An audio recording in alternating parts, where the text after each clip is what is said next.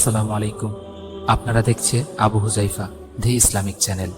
অনুগ্রহ করে লাইক করুন, শেয়ার করুন এবং চ্যানেলটি সাবস্ক্রাইব। আজকে আমরা এমন একটা বিষয় নিয়ে কথা বলবো যা আমাদের সবার জন্যই খুব দরকারি।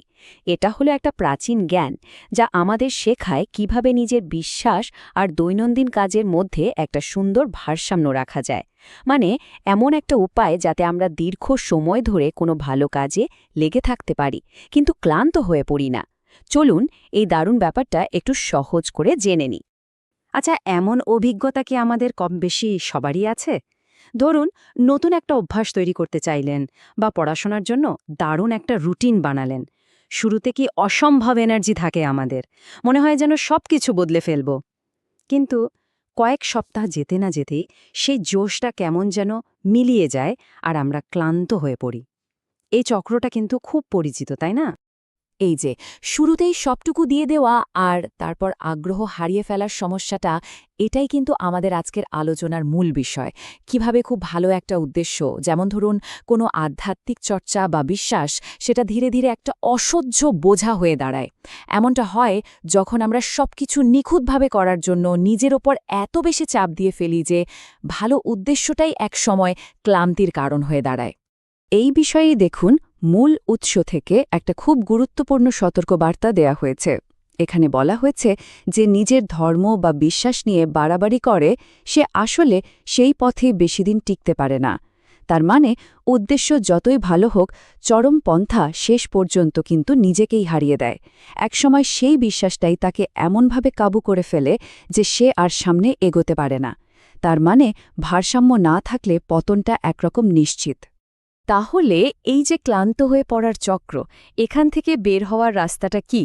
উত্তরটা কিন্তু বেশ সহজ আর সুন্দর। উৎসের মূল কথাটাই হল ধর্ম সহজ।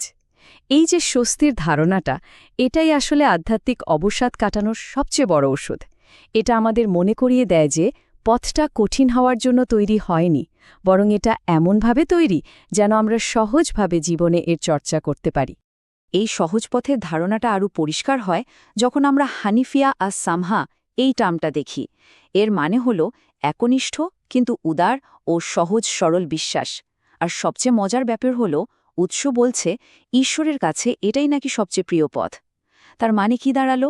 সরলতা আর সংযম শুধু যে ঠিক আছে তাই নয়, বরং এটাই সবচেয়ে সেরা উপায়। কঠোরতার চেয়ে আন্তরিকতা আর স্বস্তিটাই এখানে আসল কথা। বেশ, তাহলে মূল নীতিটা তো আমরা বুঝলাম, স্বস্তি আর সরলতা। কিন্তু প্রশ্ন হল, এটা তো একটা থিওরি, আমাদের বাস্তব জীবনে এটাকে কাজে লাগাবো কিভাবে?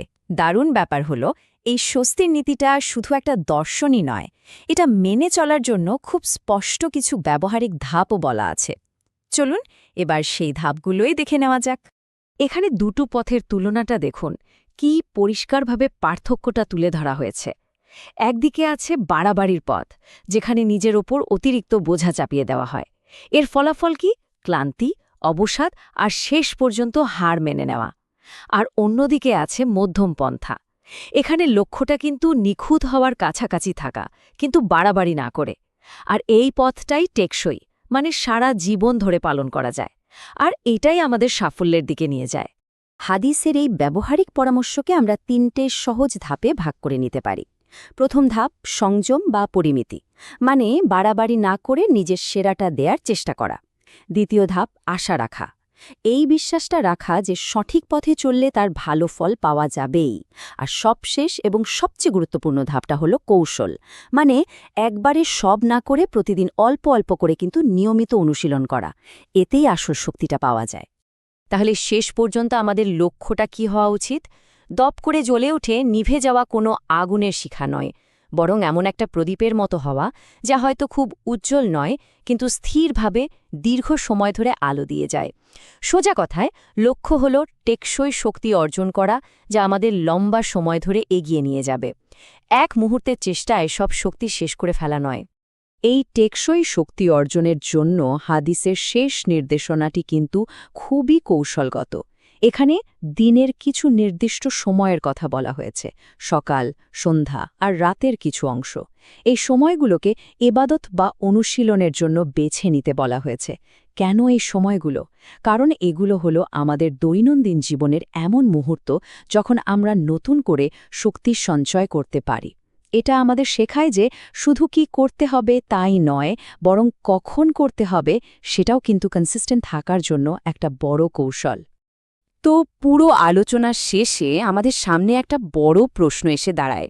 এই যে স্বস্তির নীতি বা সহজ পথের ধারণা, এটা কি শুধু ধর্ম বা বিশ্বাসের ক্ষেত্রেই প্রযোজ্য? একবার ভেবে দেখুন তো, আমাদের পড়াশোনা, কাজ, সম্পর্ক বা নিজের কোনো শখ, জীবনের এই সব ক্ষেত্রেও যদি আমরা এই বাড়াবাড়ি না করে সহজ ও টেকসই পথটা বেছে নিই, তাহলে কি আরও ভালো ফল পাওয়া সম্ভব না? এই প্রশ্নটা রইল